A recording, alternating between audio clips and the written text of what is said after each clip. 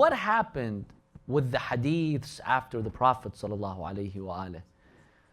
We know that the Prophet gave us the Quran and his Sunnah, the actions that he had, the many narrations that he stated. Even simple matters like the salah, which the Prophet used to do 5 times a day at least in front of Muslims, that was disputed. What happened after the Prophet sallallahu alaihi wasallam? First of all, when we go to the Prophet's life, we see the Prophet instructed his companions to write the hadith. Yes, we do have sources from Sunni and Shia books that tell us some companions went to the Prophet. That particular companion, he told the Prophet, Ya Rasulullah, should I write everything you say? Because the Quraysh, the people, the Meccans, they saw me writing what you say. They objected to me. They told me Muhammad is a human being. He gets angry. He says things. Why are you writing everything he says? So, Ya Rasulullah, should I stop? Should I write? What did the Prophet sallallahu alaihi wasallam tell him? The Prophet sallallahu alaihi wasallam took an oath in God. He told him, I swear by the one who has my soul in his hand. Everything I say is haqq, it's truth. Write everything I say. The Prophet actually encouraged the companions to write. Now remember, there weren't many writers at the time, especially in early Islam. In fact, some historians tell us when the Prophet received wahi in Mecca, there were just a handful of people in Mecca who even knew how to read and write. So there weren't many people who were literate, who were able to read and write. But those who were able to write, the Prophet ﷺ instructed them. He gave them a command to write, and many of them did. What happened after the Prophet ﷺ passed away? Let me share with you sources from Sunni books that tell us what happened after the Prophet. Let's start with Abu Bakr, the first caliph. Aisha narrates a hadith. She says, when my father became the Khalifa, I realized at night he had trouble sleeping. He didn't sleep that night. He would go from one position to another position, and he was disturbed. Then in the morning, I told him, my father, what's wrong with you? You couldn't sleep well. He said, yes, there was something on my mind. He tells his daughter Aisha to go into his room and to pull out a stack of papers. She goes and she gets them, and she realizes these are hadiths. Hadiths that Abu Bakr, he himself had written, hearing from the Prophet. 500 hadiths. 500 according to Sunni sources. Then he lights a fire, and he takes the 500 hadiths and he burns them. Aisha herself is perplexed. She's surprised. What's going on? Why are you burning your hadiths? He tells her, look, I don't want the hadith to get confused with the Quran, mixed with the Quran, so I figured the best is to just, burn them. Maybe some people will misunderstand the hadith. This was his justification. So he himself, he burns 500 hadiths. Now he rules for 2 years. After him, Umar ibn al-Khattab comes. Umar ibn al-Khattab takes it to a higher level. You know what he does? He gathers the companions. He tells them, I have an idea. Should we collect the hadith of the Prophet like we collected, the Quran, and we had it fully compiled to make sure Muslims know what the Quran is? Should we do the same thing to the hadith, or should we not?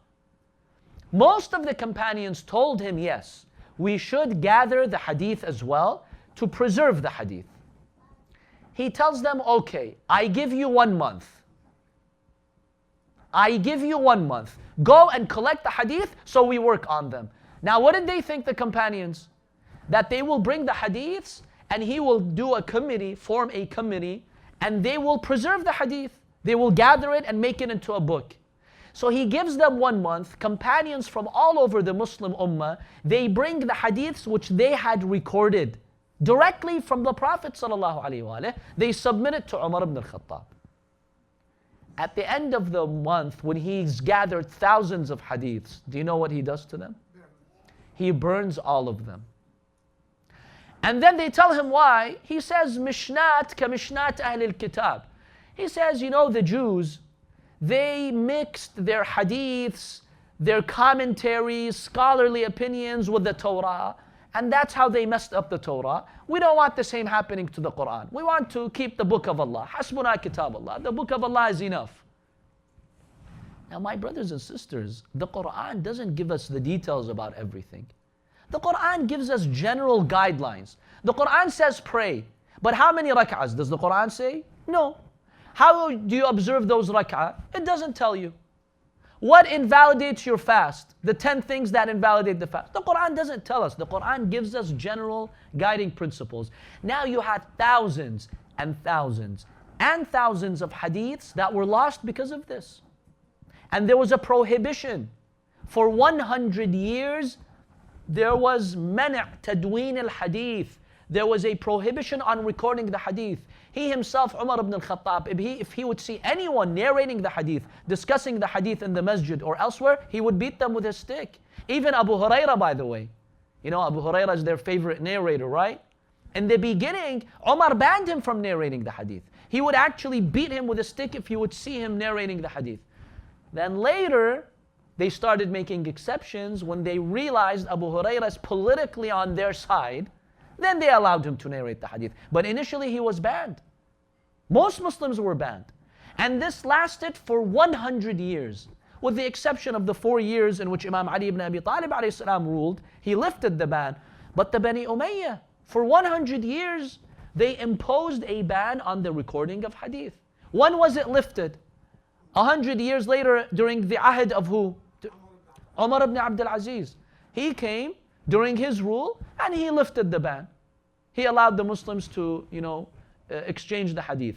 Now, brothers and sisters, when you have 1 century of no discussion of the hadith of the Prophet, one thing that supports this, if anyone wants to dispute this, first of all, we have the historical evidence. I ask you the question, all the books of hadith, like Bukhari, Muslim, Ibn Dawud, Tirmidhi, how come you don't see any one of these books in the 1st century? In the first 100 years after the Prophet. Why? Because there was no hadith. It was banned. You couldn't produce a book. They came centuries later. Bukhari came over 200 years after the Prophet. Because right after the Prophet, there was a ban on recording the hadith. You don't have a single work of hadith from that era. Because there was a ban. Now imagine what happened to the Muslims. That's why there are some companions who say, Bukhari actually narrates this. There are some companions who say when Imam Ali ibn Abi Talib became the Khalifa, the apparent Khalifa, he is the real Khalifa of course, and he prayed in the masjid of the Prophet, one of the companions said what? ذكرنا بصلاة محمد صلى الله عليه وآله. Zayd ibn Arqam. He said about the salah of Imam Ali, he reminded us of the salah of the Prophet. What does that mean? What does this statement like that mean? Imagine even the salah, they had changed, such that Imam Ali, when he prayed, they're like, oh, that's how the Prophet prayed. They remembered. They remembered. In fact, Imam Malik ibn Anas, you know what he says? He says, I grew up and I found that Muslims have changed everything except salah. And even the salah they've changed. Who says this? The leader of the Maliki school of thought. When you have Bani Umayyah ruling, and you had fabricators fabricating the hadith, because see, when you have now a gap, there is no hadith, how do you keep the people busy with? One way was using fabricators who came and they fabricated the hadiths after the Prophet ﷺ for many reasons. One was the political reason. Muawiyah and Bani Umayyah, they fabricated hadiths for political reasons to solidify their stance. That was one reason. Another reason that you had people fabricating the hadith was, for example, the ghulat. Those extremists who idolized the Ahlul Bayt, who gave them a very high status, making them God, they fabricated the hadiths. And there were some people who just wanted an important social status. They just wanted to people give them money, and they wanted to act, as if they were very important. However, the Prophet was aware of this. Now, to protect us from these fabrications, what did the Prophet say in Sahih, even Sunni sources? I leave behind you the Quran and what? Did he say was sunnati? In the Sahih original hadith? No. This was changed in some books. But if you look at the Sahih sources, the Prophet didn't say, I leave the Quran, the book of God, and my sunnah. Why didn't he say that? Even though we, of course, accept the sunnah of the Prophet and we practice by it. Because the Prophet knew his sunnah would be changed. They would burn thousands of hadith, they would fabricate hadith. When you examine the biography of the Prophet, brothers and sisters, there is so much injustice done to the Prophet ﷺ. So much injustice. From the day he starts receiving revelation, you see the injustice. You know, they give you that image of the Prophet being traumatized. And, you know, he says, Jibreel was squeezing me, suffocating me. To the point where some sources in these other schools of thought, they say the Prophet actually tried to commit suicide. Can you believe that? He wanted to jump from the cliff. Jibreel had to convince him not to. You see this nonsense? So what sunnah? What sunnah are you supposed to follow? That's why the Prophet says, I leave the Quran and the Ahlul Bayt, the Itra. They will protect my sunnah. That's why if you want the sunnah of the Prophet, you go through the Ahlul Bayt. They are the only ones who have the authentic sunnah of the Prophet ﷺ. If you take the correct teachings of Ahlul Bayt, the Ahlul Bayt tell you who the Prophet is. You know, there are some schools of thought, they tell us, you Shia are obsessed with the Ahlul Bayt. Habibi, I am obsessed with the Ahlul Bayt because the Ahlul Bayt tell me who the Prophet is. If you don't want me to go to the Ahlul Bayt, I will not know who my Prophet is. There's a different picture of the Prophet if you go to other schools of thought. The Ahlul Bayt tell us the rahmah of the Prophet, the true image of the Prophet, the true seerah of the Prophet ﷺ. And that's why we hold on to them. And that's why the Prophet says, I leave after me the book of Allah, وَعِتْرَتِي. The later Imams of Ahlul Bayt, they corrected the image for us. After the 100 years of the hadith being banned, the Imams of Ahlul Bayt, they came and they told us what's right, what's wrong. And we hold on to them.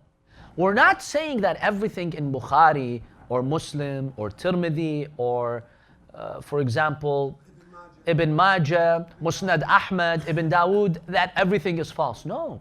There are thousands of hadith in Sunni books which we accept. They are beautiful hadiths, moral teachings, and some of it is true from the Prophet's life. We're not dismissing all of that, but we're saying that everything in Bukhari and Muslim and others, we cannot say it's sahih. There are fabrications and there are authentic hadiths. So we have to use the intellect God has given us, and we have to see if this is compatible with the Quran or no. Is this acceptable to logic or no? Just because something is in Bukhari, I accept it? No. Just because something is in Kafi, I accept it? No. We have to use the intellect and see what's right from what's wrong.